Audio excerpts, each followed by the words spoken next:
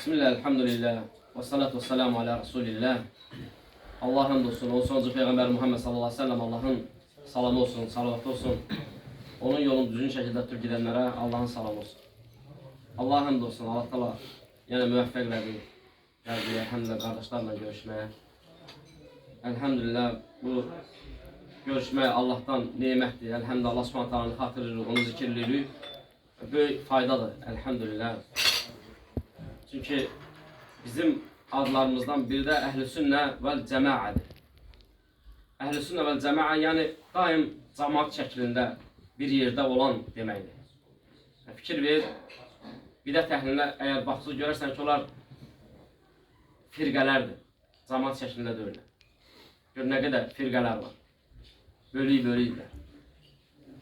Elhamdülillah, bu Əhl-i Sünnəyə Allah talanın ən böyük bərəkətidir, nemətidir, cəmaat olur.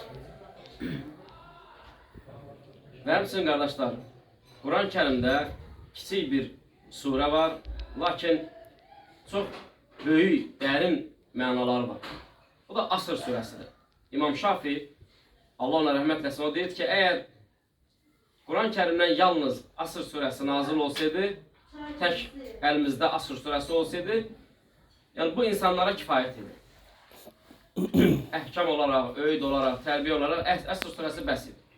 Allah Teala Əsr surəsində buyurur ki, vəl asr, Allah Teala o vaxtın önəminə görə, ümumən, bəzi alimlər deyir ki, ümumən vaxtın dəyərini bilməkdən ötürü, vaxtın Allah qatında nə qədər önəmli bir məsələ olduğuna görə Allah Subhanahu taala and içir vaxta.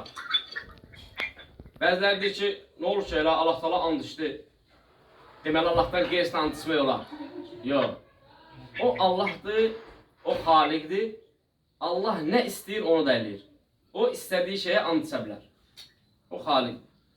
Lakin bizə icazə diyor. Allah Subhanahu ta'aladan qeyrisinə icazə diyor ki, biz and içək. Vəl asr, Allah Teala and içir əsr çağına. İnnəl insənə ləfi xusr. Həqiqətən insanlar deyir, xusran içindədir.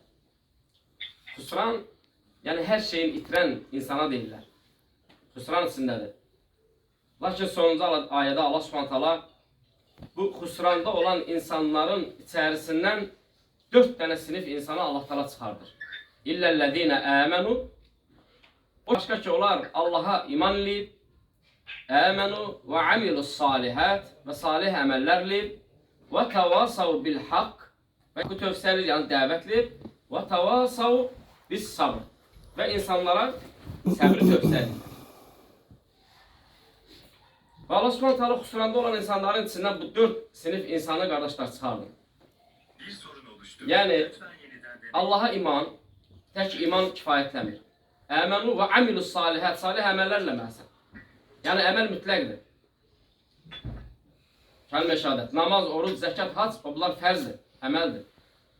Və amilus salihət və təvasav bil haqq, tək özün eləməklə də, salih əməllər eləməklə də dayanmamalısın. İnsanlara haqqı tövsiyə eləməsən, insanlara haqqı çatdırmasan, dəvət eləməsən. Və təvasav bil sabr. Və Allah Teala deyir ki, sonra onlar bir-birinə səbri tövsiyə edirlər. Ona görə alimlər bu surədən dərin mənalar, böyük təfsirlər, izahlar, şərhlər eləyiblər.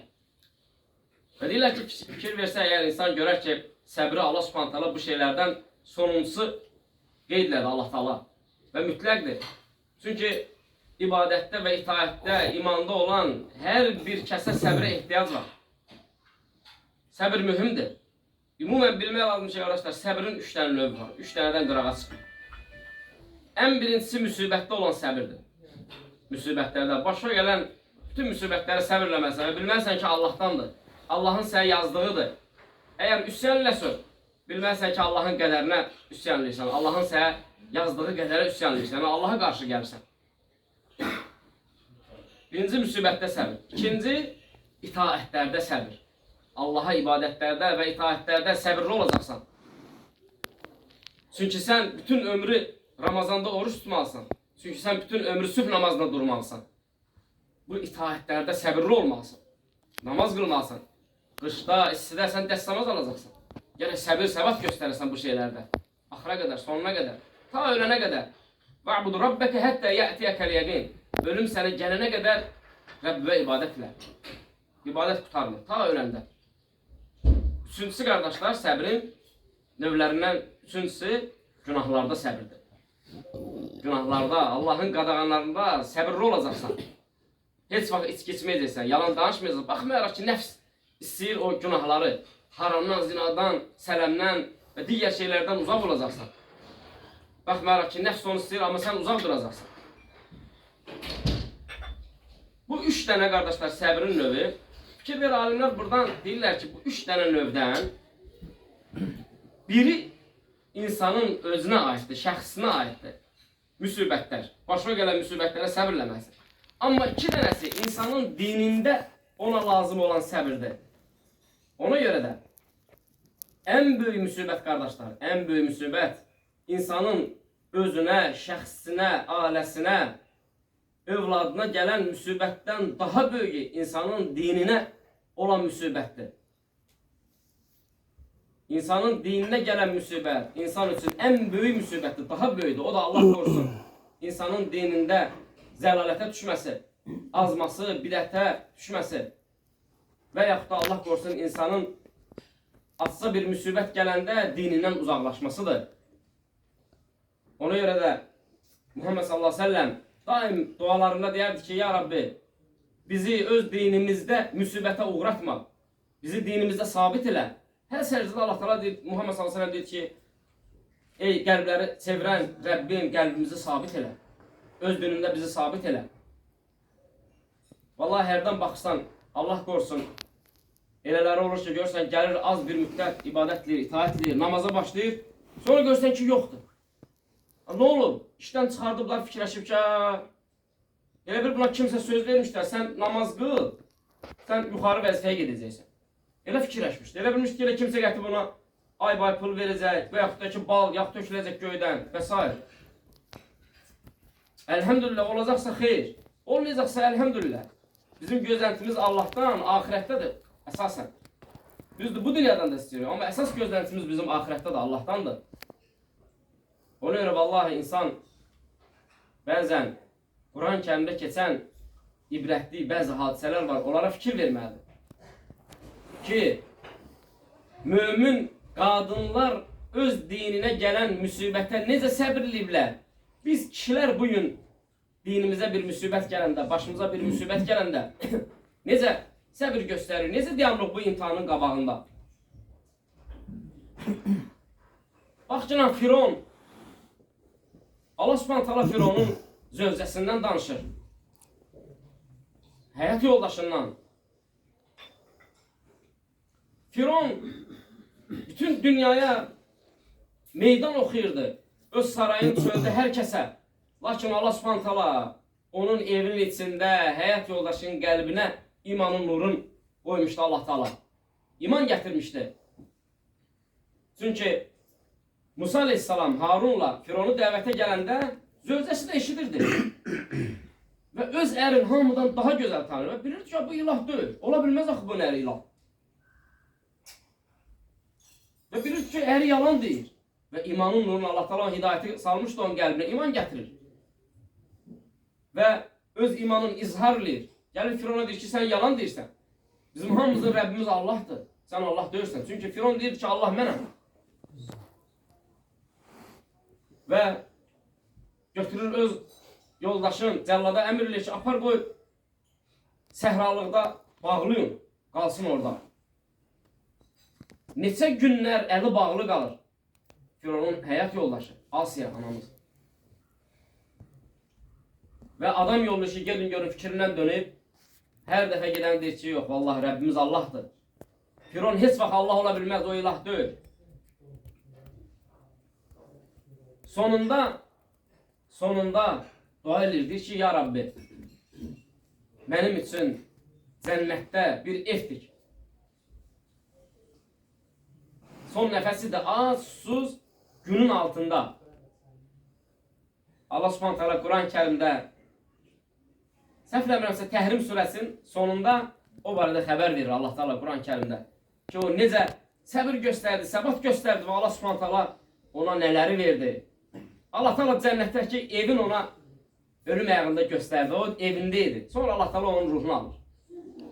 Çünki Allah Subhanahu taala verdiyi mükafatı da imtihana uyğun verir. Çünki o gözəl sarayından, gözəl evindən, yeməklərdən, içməklərdən imtina etdiyinə görə Allah Subhanahu taala cənnətdə ən gözəl mərtəbələrdə ona ev verdi. O səbrinə görə. Ölmədən girdi evinə, sonra öldü. Hələ bundan da daha böyük müsibət yenə də Fironun sarayında, qardaşlar. Yenə də orada. Fironun qızı saçını darayan xüsusi bir qulluqçu var idi. Ancaq Fironun qızın saçını daramaq idi o adamın işi. Onun da qəlbinə Allah Teala hidayətin nurunu qoymuşdu. Və bir gün başını darayanda daraq əlindən düşür. Darağı yerdən götürəndə deyir ki, Bismillah. Fironun qızı baxır, deyir ki, atamı deyirsən, yəni Allahın adı ilə. Deyir, atamı deyirsən. Deyir ki, yox. Sənin də, aton da, mənim də, bütün insanların Rəbbi olan Allahı deyirəm. Biz yalnız onu çağırırıq, ona ibadət edirik. Qız deyir ki, necə yəni, sənin atamdan başqa Rəbbin var? Deyir ki, bəli. O gözə görünmür, o aləmlərin Rəbbidir. Qız qaçaraq gedir atasına, deyir ki, o xidmətçi qadın iddia edir ki, onun Allahı var. Firon çağırır. Deyir ki, sən məni deyirsən, Bismillah deyən. Deyir ki, yox, sənin də, mənim də, bütün insanların Rəbbi Allahı deyirəm. Və onu həbs edir sarayda. 3 dənə körpə uşağı olur. Saxlayır 3 gün. Ac, susuz, əziyyət verir, döydürür onu ki, dönsün dinindən. Lakin qadın dönmür. Firon istəsi də öldürə bilərdi, lakin həm pərt olmuşdu, həm də istəyirdi ki, insanlar bu ölsə belə, onun fikri insanlara təsir eləməsin. İnsanların gözü qarşısında dönsün. Və çağırır sarayda, cəllada deyir ki, böyük bir odun toplayın. Böyük bir qazan gətirin, için yağla doldurun, qaynadın yağı. Bütün insanları da yığır ora, sarayda olanları da. Və o qadını gətirirlər, yağ qaynayır orada. Qadına deyir ki, dinindən dön. Deyir ki, yox, vallahi dönməyəcək. Deyir ki, böyük uşağın atın yağın içinə, atın odan. Gözünün qabağında uşağın atırlar yağın içinə. Əsərdə, rəvayətdə keçir ki, düşən kimi əti tökülürdü, sümüyü çıxırdı. Qadına deyirlər ki, dön dinindən. O birisini də atacaq yoxsa. Qadın deyir ki, yox, vallahi dönməyəcək. İkinci uşağı da atırlar. Yenə də dönmür. Üçüncü uşaq, qardaşlar, qucağındaydı, südəmər körpü idi. Cəllada əmirli ki, onu da at.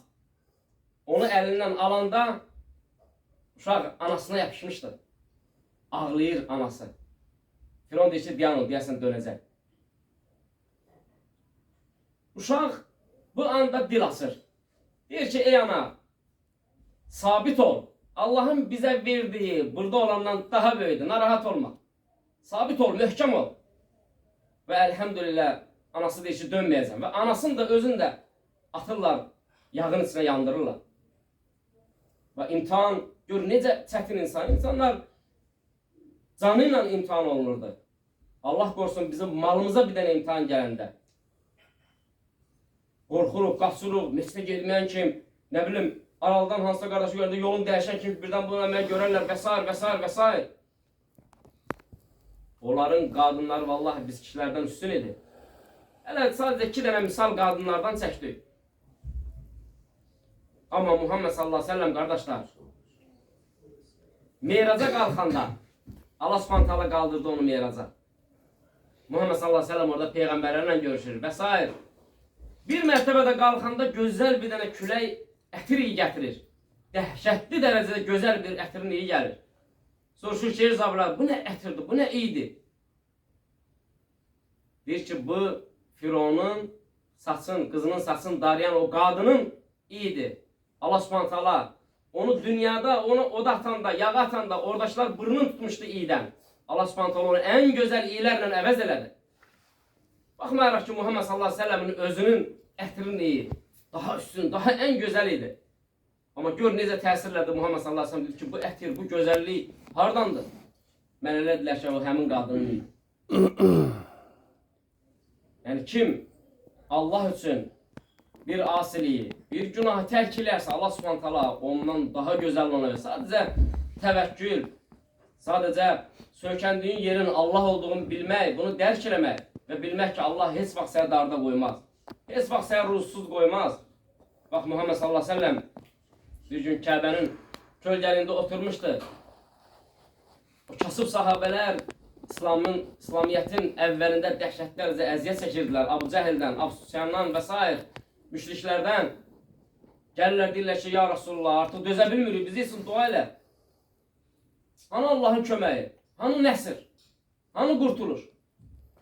Muhammed sallallahu aleyhi ve sellem dikəlir. Deyir ki, vallahi, sizdən öncəkiləri mişarla, ortasından, başından qoyub axırına qədər ortadan bölürdülər. Lakin bu, onları zərrə qədər olsun belə dinlərindən uzaq salmırdı. Onların dininə bu təsirləmirdi. Vallahi, qurtuluş yaxındadır. Lakin siz bilmirsiniz. Lakin siz səbirləmirsiniz. Sonra Muhammed sallallahu aleyhi ve sellem dedi ki, elə vaxt olacaq ki, buradan bir qadın təkcə gedəcək Hadramota. Yəni, Yəməndə bir dənə yerin adıdır. İndi fikir ver, gör, necə əmin-amanlıq gəlir, necə rahatlıq gəlir. Ona görə, qardaşlar, bilmək lazımdır ki, bəzən imtihan yalnız kasıbçılıqla, yalnız yoxsulluqla, xəstəliklə və s. bunlarla olmur. Bəzən imtihan vallahi varla, dövlətlə olur.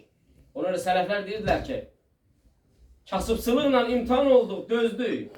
Sonra varlandıq, ona dözə bilmədik. Varlığın imtihanına dözə bilmədik. O daha çətindir. İnsan sabit qala bilmir. Allah qorusun. Qəlb daşlaşır və s. Ona görə dualarda mütləqdir, unutmamaq, Allahdan sabitlik istəmək. Muhammed sallallahu aleyhi ve sellem daim səcdədə deyir ki, ey qəlblər çevirən qəlbimi sabit saxla. Yəni, insan arxain olmalı deyil. Ki, mən əladır, hər şey heç olmaz, filan. Dua mühümdür. Dua, sonra salihlərlə bərabər olmaq, bir yerdə olmaq. Bu mühüm məsələlərdir bunlar. Allah Teala bizi eşitib faydalardan eləsin. Allah Teala bizi, Allah Subhanahu Teala sabit eləsin öz dinində və Quran, sünnə üzərində eləsin. Allah Subhanahu Teala kəndimizə bərəkət versin. Allah Teala cəmiyyətimizi qorusun. Və aqulu mə təsməun, əstəğfiru, innehu huval-ğafurur-rahim. Allah sizə bərəkət versin.